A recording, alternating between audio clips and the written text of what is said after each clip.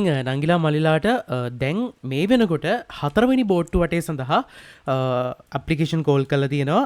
එතකොට අද තමයි අප්ඩේට් කිරීම කරලා තියෙන්නේ. මෙතන පෙන්නනවා මේ 2023 24 යුනිවර්සිටි රෙජිස්ට්‍රේෂන් හතරවෙනි බෝඩ් රවුන්ඩ් එකට ඇප්ලිකේෂන් වේකන්සි කෝල් කරලා තියෙනවා. එතකොට ක්ලෝසින් ඩේට් දාලා තියෙන්නේ 2025 4/28. ඊට කලින් ඔයා හතරවෙනි බෝඩ් රවුන්ඩ් එකක් තියෙනවා නම් ඒක බලලා ඇප්ලයි කරන්න ඕනි. ඉතින් මම කියන්නේ කලින් පළවෙනි බෝට්ටු වටේ දෙවෙනි බෝට්ටු වටේ බලපු නංගිලා මල්ලාට තුන්වෙනි බෝට්ටු වටේ ඩිග්‍රී කෝස් එකක් ආවනම් අනිවාර්යයෙන්ම හතරවෙනි බෝඩ් රවුන්ඩ් එකත් බලන්න. මොකද හතරවෙනි බෝඩ් රවුන්ඩ් එකෙනුත් ඩිග්‍රී කෝස් එකක් එන්න පුළුවන් වෙන එකක්. එතකොට ඒක වෙන සම්භාවිතාවය වෙනස් වෙන්න පුළුවන්. කියන්නේ එන්නත් පුළුවන් නැති වෙන්නත් පුළුවන්. ඒ වුණාට අනිවාර්යයෙන්ම හතරවෙනි බෝඩ් රවුන්ඩ් එක බලන්න.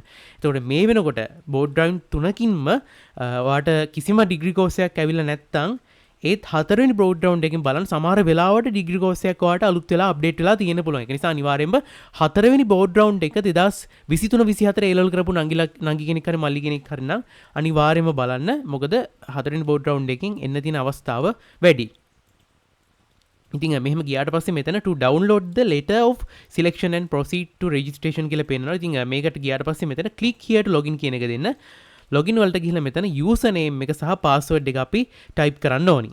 ඊට පස්සේ මෙතනින් login කියන එක දුන්නාට පස්සේ මෙතන අපේ NIC number එක, mobile number එක වගේම email address එක ආයෙමත් type කරන්න ඕනි.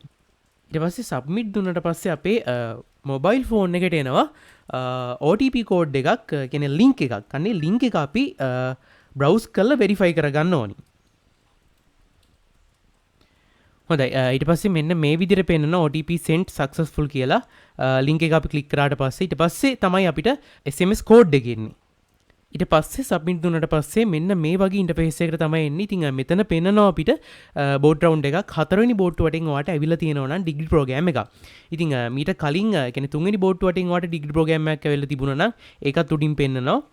එතකොට හතරවෙනි එකකින් ඇවිල්ලා තියෙනවා නම් ඒක යටින් පෙන්නනවා. එතකොට දැන් සමහර කට්ටියට හතරවෙනි බෝඩ් රවුන්ඩ් එකනොත් මුකුත්ම ඩිග්‍රී ප්‍රෝග්‍රෑම් එකක් ඇවිල්ලා නැති වෙන්න පුළුවන්. එතකොට මෙතන මුකුත්ම පෙන්වන්නේ නැහැ. එතකොට ඒ කට්ටිය ගැටලුවක් කරගන්න එපා. පස්වෙනි බෝඩ් රවුන්ඩ් එකකින් එන්නත් පුළුවන්. එහෙම නැත්නම් තව ටික දවසකින්, ඒ කියන්නේ දවසක් ඉඳලා ඊට පස්සේ දවසේ සිස්ටම් එකට ලොග් වෙලා ආයෙ බලන්න මෙතනට ඇවිල්ලා ඒ ඩිග්‍රී ප්‍රෝග්‍රෑම් එක, ඒ කියන්නේ අලුතෙන් ඩිග්‍රී ප්‍රෝග්‍රෑම් එකක් ඔයාලට පෙන්නනවද කියලා.